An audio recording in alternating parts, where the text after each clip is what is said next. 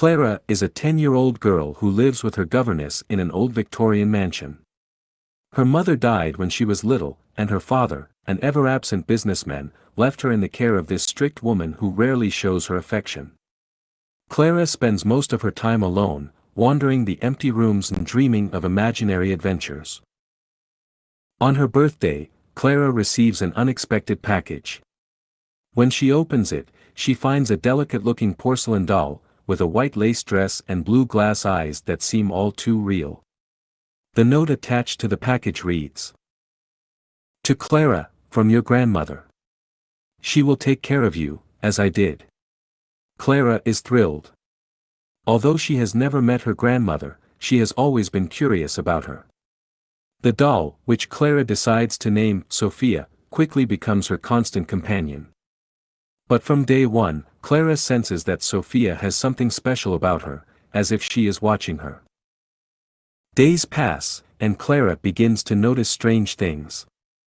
Every morning, she finds Sophia in a different place than where she left her. First at the window, then at her desk, and finally in her bed. Clara asks the governess if she has moved the doll, but the governess denies having touched her. One night, Clara is awakened by a strange noise. She looks over to her desk and sees Sophia sitting there in the dark. Her eyes seem to reflect the moonlight, and for an instant, Clara feels that the doll is looking directly at her. Convinced that it is her imagination, she goes back to sleep, but things become more disturbing. Clara begins to hear whispers in the night. At first she thinks it's the trees outside the mansion, but soon the voices become clearer. One night, she hears something that makes her shiver. "Clara, I'm not here to hurt you, but you must listen to me." Terrified, Clara plucks up her courage and grabs Sophia. She searches for some logical explanation, but finds nothing. However, when she checks the box where the doll came from, she finds a small hidden compartment with a letter inside. The letter is handwritten and appears to be from her grandmother. "Sophia will protect you, but never leave her alone.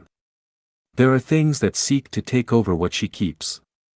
From that moment on, strange events intensify. Clara begins to have recurring nightmares in which a dark figure tries to enter her room, but is always stopped by Sophia, who appears larger and more terrifying in her dreams. One night, Clara finds the doll holding a small key. Intrigued, she searches the house until she finds an old trunk in the attic that matches the key. Inside the trunk she finds a diary of her grandmother, which describes how Sophia was created by a craftsman who tried to capture the essence of her dead daughter. However, the doll was also cursed, becoming an object of attraction for evil spirits seeking to possess her.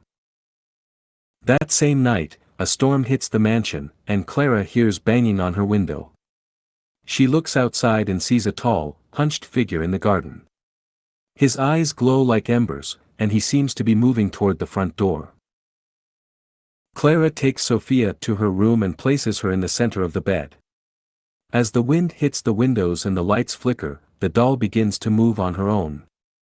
Her eyes glow with a cold light, and the voice Clara had heard before is now clear and steady. "Don't let her in." The dark figure appears in the doorway of her room, and the air fills with a burning smell. Clara tries to scream, but can't. Sophia stands up, growing in size, and with a swift movement, leaps toward the figure. The last thing Clara sees before she passes out is the doll facing the shadow, emitting a blinding flash. When Clara awakens, the house is silent. Sophia is back at the desk, but her dress is burned around the edges, and one of her glass eyes is cracked. Yet the girl feels a strange calm, as if the presence she had felt for weeks is finally gone. In the days that follow, Clara keeps the doll in a glass case, following the instructions in her grandmother's diary. Despite the warnings, she feels a deep attachment to Sophia.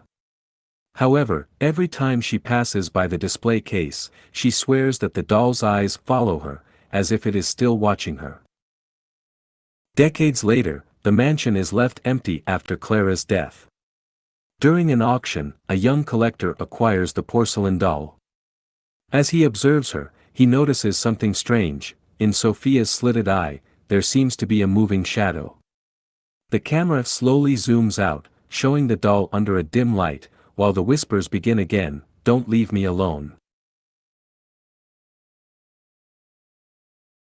Enrique is a middle-aged ventriloquist struggling to stay relevant in a world where traditional shows have lost popularity. His performances at bars and small events rarely get hearty applause, and his dummies, worn and old, fail to capture the attention of modern audiences. One afternoon, while strolling through an antiques market in search of inspiration, Enrique discovers a doll in a dark corner of a dusty store. It has a peculiar appearance. Its wooden skin is impeccable, with meticulous details that make it almost human. His glass eyes seem to follow him, and his smile is so wide that it is unsettling. The elderly store owner warns him, "This doll is not for just anyone. It has a will of its own. If you decide to take it away, don't say I didn't warn you." Enrique, skeptical and desperate for something to revive his career, buys it. He calls him Tito, and decides he will be the new star of his show. From the first rehearsal, Enrique notices something strange. Tito seems to move with a fluidity he doesn't remember practicing. During the shows, he tells jokes that Enrique didn't plan, but the audience loves them. Enrique's career begins to take off again, with full houses and effusive applause. However, Enrique begins to feel uneasy. One night, while rehearsing alone in his dressing room, he hears a voice that seems to come from the dummy. "Don't you think I'm the real reason for your success, Enrique?" Enrique ignores it, attributing the event to his imagination and stress. But Tito begins to act on his own, shaking his head slightly or blinking when no one manipulates him. Things get worse when, after a particularly successful performance, Enrique wakes up to find Tito sitting on his bed, looking at him. The doll smiles, and although Enrique knows he should be still, he feels that smile has changed, that it now has an air of superiority about it. Tito begins to take more control during the performances, interrupting Enrique's lines and mocking him in front of the audience. Although the viewers find it hilarious, Enrique feels he is losing control. The tension comes to a head when, during one performance, Tito turns to Enrique and says, "Why don't you let me speak freely? Everyone knows I'm the real star." The audience laughs, but Enrique freezes. He doesn't remember moving his lips to say those words. Enrique, terrified, decides to get rid of Tito. He takes him to a landfill and burns him, making sure he is reduced to ashes. However, when he returns home, he finds the doll sitting on his sofa, intact, with his mocking smile wider than ever. That night, Enrique dreams that he is trapped on an empty stage, with Tito standing in front of him, moving alone. "You can't get rid of me. I'm part of you now." The doll lunges toward Enrique, and he awakens drenched in sweat. Desperate, Henry consults a priest, who tells him that Titus is no ordinary doll, he is a receptacle of an ancient spirit that feeds on its owner's ego and ambition. As long as you continue to desire fame, Tito will remain with you. The only way to get rid of him is to give up what you love more than anything else. Enrique, unable to give up his career, decides to confront Tito in one last performance. During the show, Tito takes total control, forcing Enrique to repeat humiliating phrases in front of the audience. The audience, unable to distinguish between spectacle and reality, laughs and applauds as Enrique struggles to regain control of his body. Finally, Enrique disappears. Days later, theater employees find Tito sitting alone in the dressing room, with Enrique's head resting on his lap, as if it were his new doll. Tito reappears months later in an antique store, impeccable as ever, waiting for his next victim. The elderly owner looks at the doll and whispers, "You always find someone, don't you?" The camera zooms out as the doll slowly turns his head toward the door, his sinister smile gleaming in the dim light of the shop window. Anna is a young mother who lives with her 6-year-old daughter Clara in a small apartment in a growing city. After a traumatic divorce, Anna does everything she can to keep her daughter happy, even though her part-time job is barely enough to live on. One day, Anna finds a teddy bear at a thrift store. It's big, with soft brown fur, glass eyes and a red bow around its neck. Although it is not in perfect condition, there is something special about it that catches Clara's attention. The little girl insists on taking him home, and Anna, wanting to give him a moment of happiness, accepts.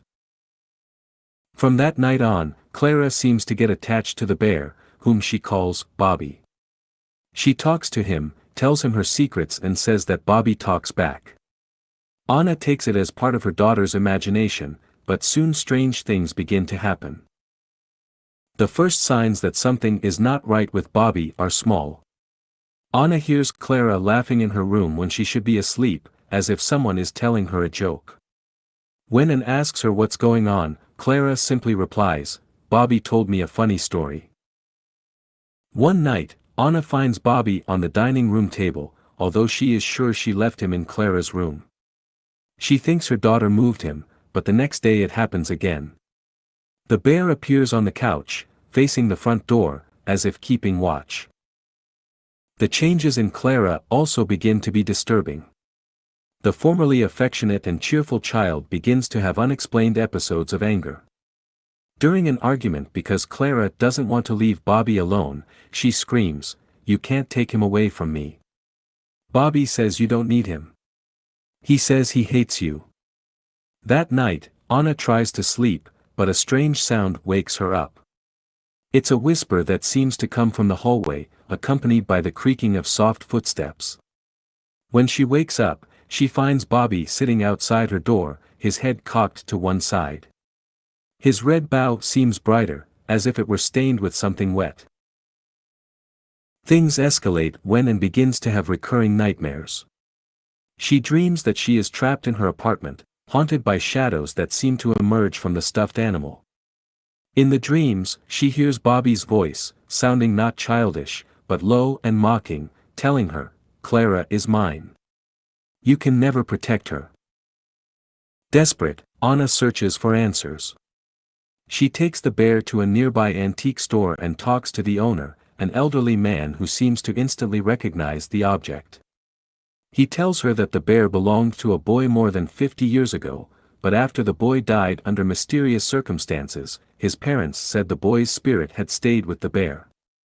However, it was not their son's spirit that spoke through the toy, but something much darker. The man warns him that he must get rid of the bear immediately, but it won't be easy. It's not enough to just throw it away or destroy it.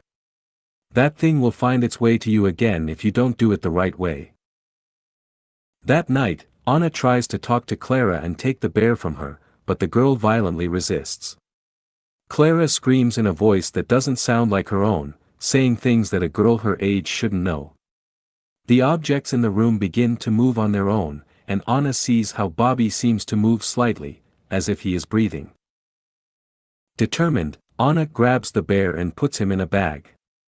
Clara screams and cries as Anna runs out of the apartment and drives to a nearby bridge. There she throws the bear into the river, making sure it is swept away by the current. But upon returning to the apartment, Anna finds Clara sitting on the living room floor, hugging Bobby as if she had never left him.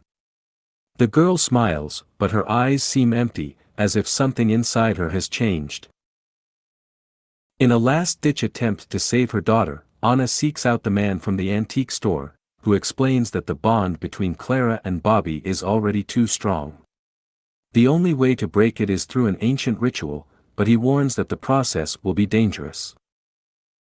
During the ritual, carried out in the apartment, the lights flicker and an invisible force seems to fill the room. Bobby moves on his own, trying to escape, while Clara screams and cries, begging her mother to stop. In a climactic moment, the bear spontaneously bursts into flames, emitting a piercing scream before being reduced to ashes. Clara faints, and when she awakens, she can't seem to remember anything. Although Anna is relieved, she knows something is not quite right. Weeks later, Anna decides to move to a new place, looking for a fresh start for both of them. While packing, she finds a small red ribbon under Clara's bed. Although she tries to convince herself that it doesn't mean anything, that night, while Clara sleeps, Anna hears a soft laugh coming from her room. The camera closes with a shot of the red ribbon, which seems to move slightly, as if something invisible is binding it.